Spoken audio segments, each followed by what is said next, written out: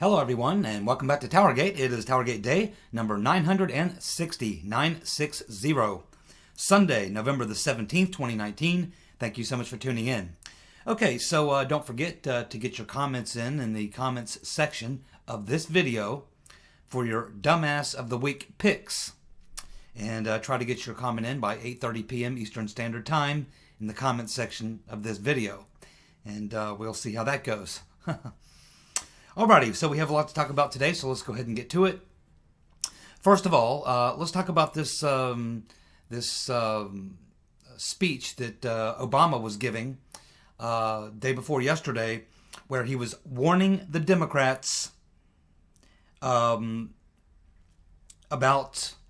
being too far to the left.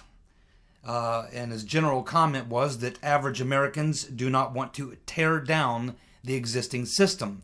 So he's giving the speech and he's making the argument that Democrats have to be careful not to go so far to the left. And he particularly talks about the immigration issue and also the healthcare issue with the Medicare for All.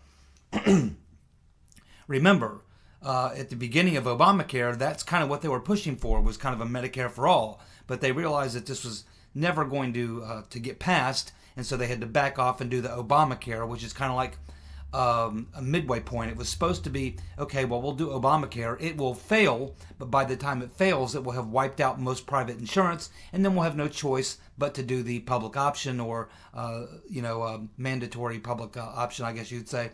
So I think that was the plan that the Democrats had to do, kind of a two-step or a plan A, plan B. And Obamacare was plan A because Obama and the Democrats realized that it wasn't possible to get a Medicare for all through the Congress. So this is kind of where Obama's coming from, and this is not the first time that we've heard him. We heard him talking before earlier in the summer. He made some other similar comments suggesting that the Democratic Party had to be careful not to go too far to the left, that they become unelectable, and this type of thing. Now, as you can imagine, of course, Barack Hussein Obama, after making those comments, got shredded on social media. Just literally, they are destroying him on social media, which is extraordinary because Obama just left in 2012. It's not even been, 2016. So he's only been gone not even 4 years, and already he's considered by a large group of his own party to be completely politically irrelevant in the modern day.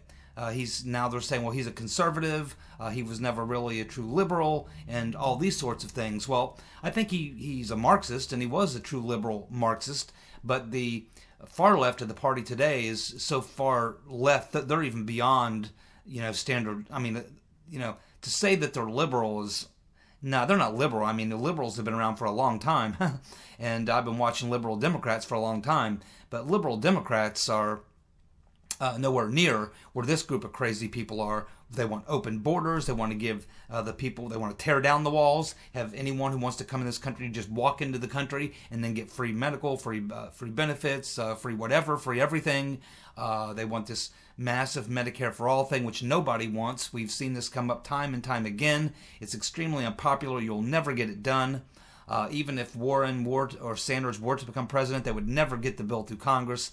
These are losing issues, whether it's an extreme take on gun control, whether it's sanctuary cities, abolishing ICE, all these policies.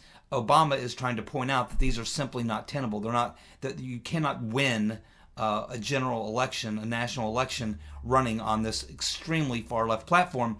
And he realizes that. And why does Obama care? Well, Obama cares because he cares about his legacy. Now, quite honestly, I think his legacy is about to be destroyed anyway because of his complicity in the Spygate scandal. But that's a whole other topic. But in his mind, he's trying to protect his legacy to some extent. And this is why he's not really ever endorsed Joe Biden, is because I think that Obama doesn't have very much confidence that Biden is a very good representative of his legacy, and if anything, would only tarnish his legacy. And he's would be correct about that. Joe Biden would be a disaster. He's not going to win the election anyway, but even if he did, he would be horrible. and it would reflect badly on Obama because Obama was who Biden served under as VP. So clearly we can see the pushback coming from Obama right now. And it's not just recent. He was saying things earlier in the summer about, and even just a couple weeks ago, he made a comment about the stuff going on in social media with banning people and all the hate going on. And he was pointing out that, hey, this is not real activism. This is something else. This doesn't get results. This just, creates a lot of smoke. It doesn't really accomplish any of our goals. It's not real activism. So Obama has been obviously speaking out here in the past couple of weeks and trying to, get his 2 cents in or see if he still has any relevance in the party. But I'm sure if he takes a look at social media, he'll see that it's way too late. It's too little, too late. The crazies have taken over the farm at this point. And as far as they're concerned, Obama, he's not on the team. He's not woke.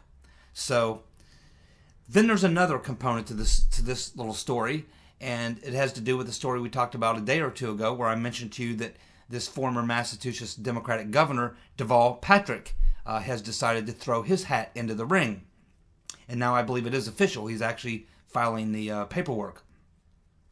Now, there's a couple behind-the-scenes stories going on around this, and if you remember, when I said that, I said, I don't know why Deval Patrick would jump in this thing. He's not like a national name, okay? So Deval Patrick, most people have no idea who he is. So that's the first problem he doesn't even have national name recognition. The Democrats are going to try to make the case that he was a great governor in Massachusetts, but I don't recall him being a great governor in Massachusetts at all. So I wouldn't agree with that, but that's how they're going to try to sell him. So now there's, I guess the rumor mill is suggesting that Barack Obama had actually reached out to Deval Patrick much earlier and suggested that he throw his hat in the ring for this 2020 election season, but he did not. But now, apparently, it appears that people, Obama, and people around Obama who have the similar concerns are the ones who are behind this push to get Deval Patrick into the race. So clearly, he's been told, if you will throw your hat in the race, me, Obama, and all of us who are wanting you to do that, who represent a certain wing of the party, the Democratic Party, we will help you. We will help you raise money. We will help you get name recognition. We will support you.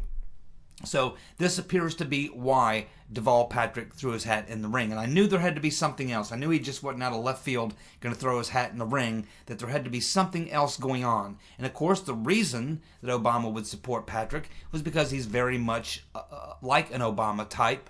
And he's certainly doesn't suffer from the same problems that Biden has. And I think Obama feels that Deval Patrick would carry on his legacy, in a much better way than Biden could or would, even if Biden could win. And my guess is Obama doesn't believe Biden can win either. And that's probably what worries him, is he knows if Biden can't win. Even if he did, he'd be a disaster, but he probably can't win, and that leaves Warren, that leaves Sanders, and this extreme left wing. And so it appears that I was correct, that my intuition was telling me there was something else going on with Deval Patrick, and that appears to be it. It appears to be that he has been motivated to throw his hat in because throw his hat in the ring because he fears Biden will destroy his legacy and probably can't win anyway, which will yield to the far left. So it appears Obama and people around him in that particular establishment group of Democrats are feeling the pressure, and they finally made the decision, we have to do something. We have to get someone in here. Biden's not going to cut it. Even if he does, he'll be a disaster. Even if he wins the nomination, he'll be a disaster. We can't let the far left take over the party. So it appears that this is Obama and the more centrist, liberal to centrist wing of the party trying to rescue the party from the far left. Now, there's two issues that come into play with Deval Patrick. Number one, Deval Patrick, after retiring from government, went to work for, you'll never believe who. Deval Patrick went to work for Bain Capital. Bain Capital. That's Mitt Romney's company. That's Mitt Romney's company, which means that Deval Patrick and Mitt Romney are likely pretty close, pretty good friends probably. I mean, they're both from Massachusetts, or at least they both have a Massachusetts roots. And I can see Romney being about where Deval Patrick is. He's a liberal Republican. And of course, working for Bain Capital, Romney's company, which, you know, that is not going to look good. As soon as Deval Patrick throws his hat in the ring, in the first day after people start doing a little bit of a background search on him and find out that after leaving government he goes to work for Mitt Romney's company, that is not going to fare well for many Democrats. And he also has another problem, that he was involved in a scandal when he was in government where he fired some high-level government officials because they had placed his brother, Deval Patrick's brother, on a sexual predator, whatever, watch list because he had gotten into some issues. So, and he was criticized for that. And this is just a little bit of things that are coming out now.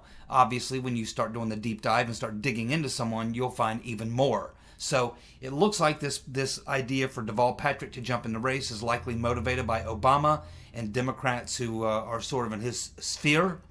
And it looks like he is officially going to join the race. And this kind of triggered a campaign official for the Rotten Reverend Clinton to start tweeting out some negative things as well. So now the Rotten Reverend, who's got her eye dead set on being the one to take out Biden or fill the void for Biden, now she sees that Obama is trying to wedge Deval Patrick into the mix, and this is obviously throwing a wrench into Rotten Reverend Clinton's plans. So now she's got her operatives out there working against Obama and his people who want to try to get Deval Patrick in. So now we have kind of this thing's all culminating to kind of a final showdown between the top two deciders of the Demo-Commie Party. That will be the Rotten Reverend Clinton, who her and her husband pretty much are the DNC in effect, and of course Obama and his peeps, who obviously don't want to see Biden as president, don't think he can win, don't want to see anything far left of him win, and they're obviously not that jazzed about the Rotten Reverend Clinton making another shot at it. So here you can see all sorts of conflict building right now, and I continue to believe that the Democratic Party is going to end up in a brokered convention, and I think that that's where the Rotten Reverend Clinton is going to try to close the deal in a brokered convention, because she doesn't have to run, compete in any debates, or meet any filing deadlines. Once you reach a brokered convention at a convention in the Democratic, and I think the Republican Party as well, anyone can be put on the ballot at that point. Anyone. Whether they filed, whether they ran, whether they were in a debate, whether they campaigned, whether they did anything. You can put anyone. It becomes a wide open slate. A brokered convention means we have no clear nominee, and so therefore we need to have a vote. Now it's almost always 99% of the time going to be the people who were already in it, and they just have to whittle it down and see who can get the majority. But the rules, at least in the Democratic Party, would allow the Rotten Reverend Clinton's name to be placed on the card for a vote. And in that case, with enough superdelegates, enough delegates, and the party regulars behind her, the Rotten Reverend Clinton could come in and steal the nomination at the 11th hour under the brokered convention. And that's what I think that they're pushing for and trying to set up. And I think that Obama is trying to counter that with his people. So it looks like we have this war setting up now, and we'll just have to watch and see how it plays out. A.G. Barr, Attorney General Barr, he gave a speech at the Federalist Society about 2 days ago. I highly recommend you watch the speech. It's a little over an hour long, but it's very well worth your time to watch. It really gives you a really good sort of perspective of who Barr really is. And I have to tell you, I felt very, very good about it. very, very good about what I heard Attorney General Barr saying. And just a couple of the key points he brought up. He brought up that the Democrats are using every tool and maneuver to sabotage the functioning of the executive branch. He said that Democrats are shredding the rule of law and constitutional norms. He says that Democrats are using the courts to try to stop Trump from implementing every policy initiative he has advanced. And of course, he talked about the resistance. And of course, he talked a lot, as he normally does, about our founding fathers, our founding principles, the Constitution, the rule of law, and all these things. Now, I felt very good about this because it gives me a lot of confidence that Barr is the real deal. And remember what I have said now on many occasions, actually. I've said, I thought a lot about Attorney General Barr. Why would a guy like Attorney General Barr, a man who's well into his retirement years, who's a multi-millionaire, why would he subject himself into the middle of this fiasco, knowing good and well that if he was going to come in and investigate Spygate, what that was going to bring on him and his family? He doesn't need any of it. He's a wealthy man. If he wanted more money, he'd stay in the private sector where he has been making 7-8-figure income. Why would he subject himself to what is about to happen to him for chump change to him? Really, it's chump change. What the Attorney General makes is chump change to what Barr was making in the private sector. And he could go back to the private sector, or he could stay in law. He could go into D.C. and be a 7-figure lawyer in D.C. So why did he subject himself to coming back in? Well, we know that during the year and a half prior to him being Attorney General, he was starting to get very active in voicing his opinion about what was going on. We know that he wrote a couple of op-eds criticizing the Justice Department. He wrote a couple of personal letters to Rodenstein questioning his decision on looking into obstruction, using Mueller to investigate obstruction. And so clearly Barr had taken interest in the Spygate thing a year and a half prior, and it was pretty publicly known that he was writing these things, specifically the letters to Rodenstein that became public. A couple things he actually did op-eds. So more and more I am convinced that A.G. Barr was sitting back looking at the situation, realizing that we were in dire straits and that we were about to lose the country if someone didn't step in. And I think part of the reason he wrote those public letters was he wanted his name to flash up on the radar screen so that someone would say to Trump, hey, have you seen what Barr is writing? He's really in supporting you on this. And of course, he used to be the Attorney General. He's very well respected. He's a top-notch lawyer, constitutionalist, Republican, very much that type of person. Maybe you should consider him for Attorney General. So I think that Barr wanted that consideration. He wanted to be offered that job because he wanted this job. He came out of retirement. Remember, Barr knows that he's placing his reputation, his career on the line. He knows that if he comes in and exposes the criminal plot of the deep state, that he is going to be under vigorous attack from all sides, including his family, his friends. He's going to lose friends over this. He's going to be put through pure hell. And that's exactly what we see happening right now, because after he gave that speech at the Federalist Society, we now see Twitter going crazy. There are calls for Barr to resign or to be removed by Congress via impeachment. They also want his law license revoked. So they are going after him.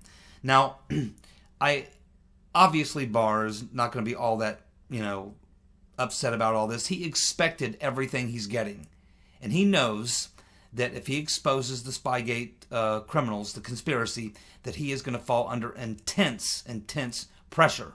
They'll be calling him every name in the book, trying to get him impeached, trying to say he's acting as the president's lawyer, trying to say he's some sort of a dictatorial figure, all these sorts of things. He knows what's coming. He volunteered for this. He accepted this. I don't think he wants it, but I think he understands that if he's going to save the republic, this is the sacrifice he's going to have to make, just like Trump is having to make that same sacrifice. He's seen what's happened to Trump. He knows he's next. Not only that, he appointed Durham. Now, keep in mind, there was just a very, very good, very detailed, in-depth story about John Durham, written about 2 weeks ago. I talked about it a little bit here, and I was very, very, very happy with that particular story because it gives you the whole history of John Durham, so you really get to know this man and what we're dealing with here. And I can assure you from what I read there that they are not going to intimidate Durham, and I don't think they're going to intimidate Barr, and they surely are not going to intimidate Trump. And they are the three top guys. Trump's the president, A.G. Barr is the top law enforcement officer, and Durham is the man who he appointed to get to the bottom of it. And I am absolutely 100% convinced for myself that this is exactly what's going to happen. I have no doubt that when Barr hired Durham, he probably came to him and said, man, there's very few people I could ask to do this. And I don't blame you if you say no. In fact, I want to tell you right now that if you do this investigation, I want you to do, and you actually find what I believe did happen, you are going to be charging some very powerful people. You are going right into the belly of the beast. And if you want to walk away from this and not take this assignment, I perfectly understand, because they are going to try to destroy you and me as they're doing the president. If you're going to take this, understand what is coming your way. And I have no doubt in my mind, after reading what I did about Durham, that he's exactly the person that you want in this position. You will not intimidate this guy, and you will not destroy his reputation in the process, or you might try, but you're going to pay a heavy price because this guy does not play around. He has about a 99% conviction rate. He does not bring a charge, an indictment against you unless he knows he can win. He's taken down mobsters. He's taken down high government officials. You can't really intimidate John Durham. And I think that's why Barr selected him. He knew he needed a real special type of person. And Durham is that man. If you have not read that bio about his story, about Durham and his career, and the cases he's been on, he's had death threats. Families has had death threats. He's had to move his family into safe places. He's had to have total round-the-clock protection. He's gone after mobsters. He's gone after high-level government officials, deep staters, CIA, FBI. This guy is fearless, and he is a dogged investigator. And I know that Barr appointed him because he believed he would get to the bottom of it, and when he did, he would have the courage to file the indictments. And so I think that Barr and Durham and Trump have some sort of a pact where they understand that they have one shot to save the republic, and if they fail, we're fucked. And they know they're fucked too. So I think that they understand the stakes, how high they are, and I think they're all willing to take the heat and pay the price if it ruins and destroys all three of them. If they can save the republic, I think that that's the decision that they have made. So I feel pretty good about everything, and I think that we definitely have the right men on the job. Now, I know there'll be many of you out there, some of you at least out there, who will not believe this, and you will say, no, I've seen all this before, nothing's going to happen, and I certainly can respect your opinion on that and why you wouldn't feel the way I do. You have every reason in the world to be skeptical and not to believe this is all going to happen. And you have the right, of course, to that opinion and to feel that way, and I totally understand it. But I'm just giving my opinion here. I think my opinion is that they are going to expose the deep state and the crimes they committed, and they are going to pay a very, very heavy price for doing so.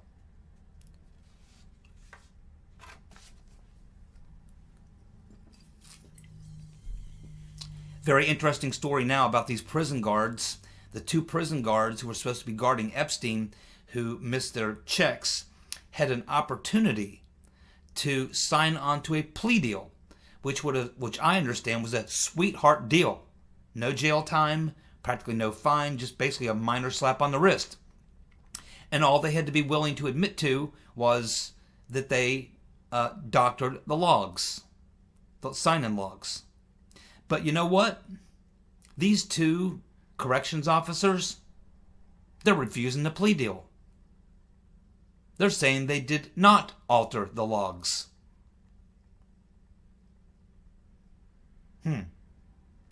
Now, why would they do that? I mean, if I'm their lawyer, I say take the deal, man. Take the deal. If you go through a trial, you're going to get the book thrown at you. You got an opportunity to admit that you doctored the logs, and you won't go to jail. You may not even get much of a fine. You might even get to keep your pension. Who knows?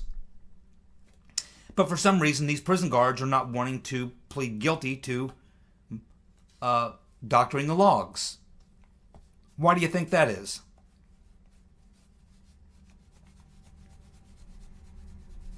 What's the only reason you could think of if you were in their position that you wouldn't sign on to the deal? I think it's because if you actually knew that you did not doctor the logs, is the only reason that you would not agree to sign on to a plea deal saying that you did doctor the logs. That's the only reason I can think of. And even if you didn't doctor the logs, you might sign on to the deal, like a lot of people do, just because they're offering you a sweetheart plea deal. And the alternative is a criminal trial where you could be facing serious jail time and fines.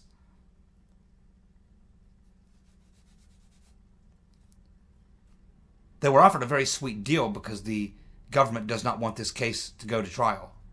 They don't want the testimony of these two officers and any of their friends and co-workers. They do not want the testimony of other people. Because everybody is invited in once the trial starts. Anybody with any evidence or professional expert opinion, anything like that. And you can bet that there'll be things that would be revealed in this hearings that they don't want coming out. It would also expose higher up officials, likely who have political contacts, to be exposed as well. And those people might have dirt on political people. You see what I mean?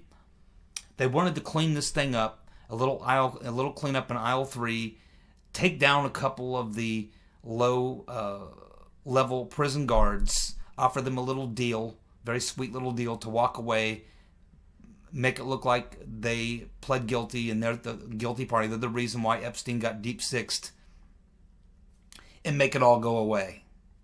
But the corrections officers, the little guys, they're not playing ball. They've got something else in mind.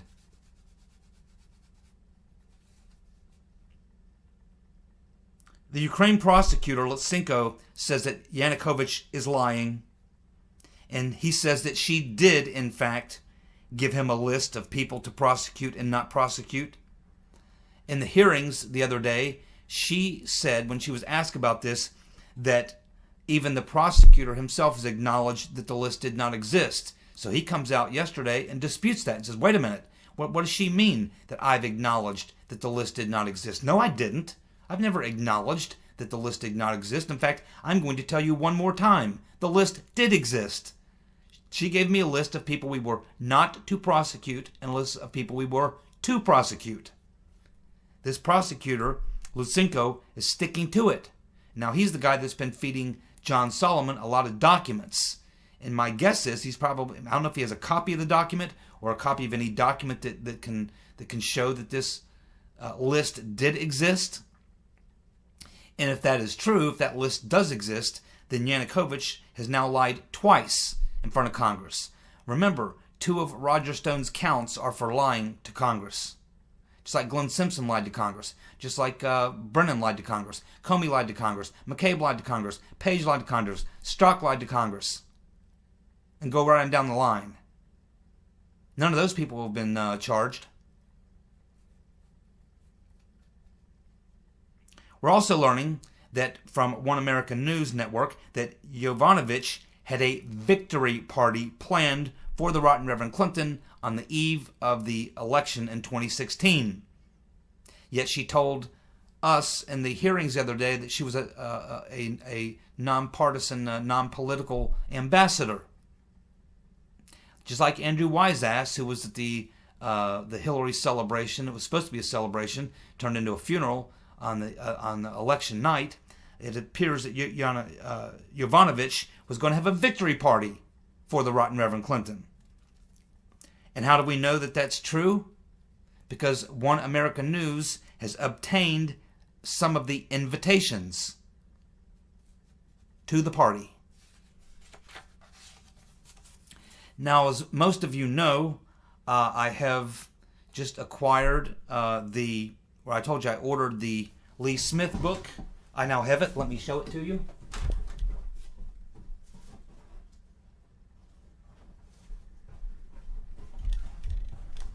Here we go. Lee Smith's book, The Plot Against the President. The true story of how Congressman Devin Nunes uncovered the biggest political scandal in U.S. history.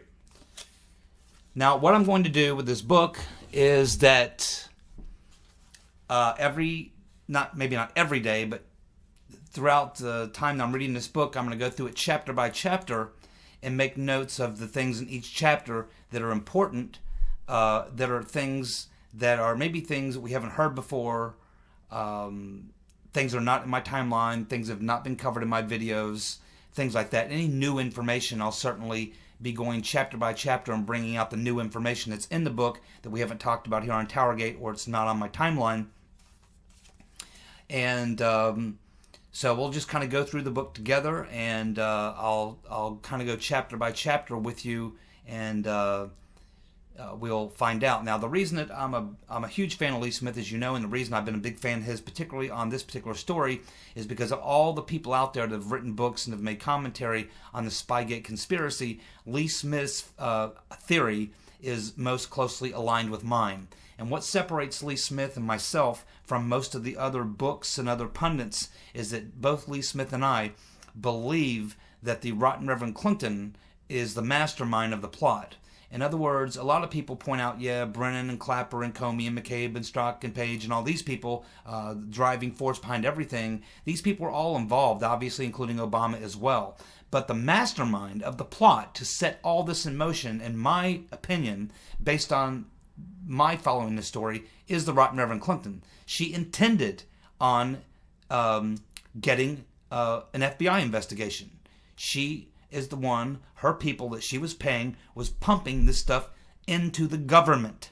They were pumping it through the media, obviously, because that was part of the plot. It was a media strategy. But in addition to and if she would just been pumping this stuff out to the media, well, I guess that's fair game. But when the Rotten Reverend Clinton began using intermediaries and straw men and all sorts of other people to plug this stuff into the government, into the FBI, into the State Department, into the intelligence community, she became an active participant in another way, because she's feeding the government her opposition research to get investigations into her opponent. And that's why I say she is the mastermind. And this is exactly what Lee Smith points out as well. Both Lee Smith and I believe the Rotten Reverend Clinton was the mastermind of this plot, and not just... Most other people say, oh, well, it's just Hillary's dossier, and then from that point on, it's all Brennan, Comey, Clapper, Strzok, Page. No. The Rotten Reverend Clinton designed this entire plot. She designed this entire plot. She paid for a FISA warrant. She paid for an FBI investigation. She dug up the dirt, paid for the stuff that was used in the investigation, and then she paid the people to go out and spread it everywhere, through the media, into the government, everywhere in any way you could. She was the mastermind of this plot, as I have said, planned, organized, directed, and controlled the whole thing. And of course, basically, in the first chapter, really the first chapter of the book is just Lee Smith giving you the overall narrative, explaining how Devin Nunes and his team, which he put together a team made up of 8 people that came up with something called Objective Medusa, and that was the plan for these 8 staffers to study this thing and to stop the coup, prevent the coup from taking place, discover who the people are who were involved in it, and exactly what did happen. And so Devin Nunes is given a lot of credit in the book by Lee Smith as being the guy who was key to stopping the coup plot and getting to the bottom and getting to the truth. And the general overall statement at the end of chapter 1, as far as Lee Smith is concerned, he says that the synopsis of the whole thing is that Hillary Clinton's campaign used political operatives and dirty cops to frame her opponent. When she lost, Obama officials employed the resources of the federal government to try and topple President Trump. And he also goes to point out how the media was an integral part of the plot. So as I move forward in the book, I'm sure we'll start getting into some juicier details. Again, anything that I learn from it, I'll certainly bring it to you. And in the meantime, thank you so much for tuning in. Don't forget your pick for Dumbass of the Week, and I'll be back tomorrow with more TowerGate. See ya. Bye.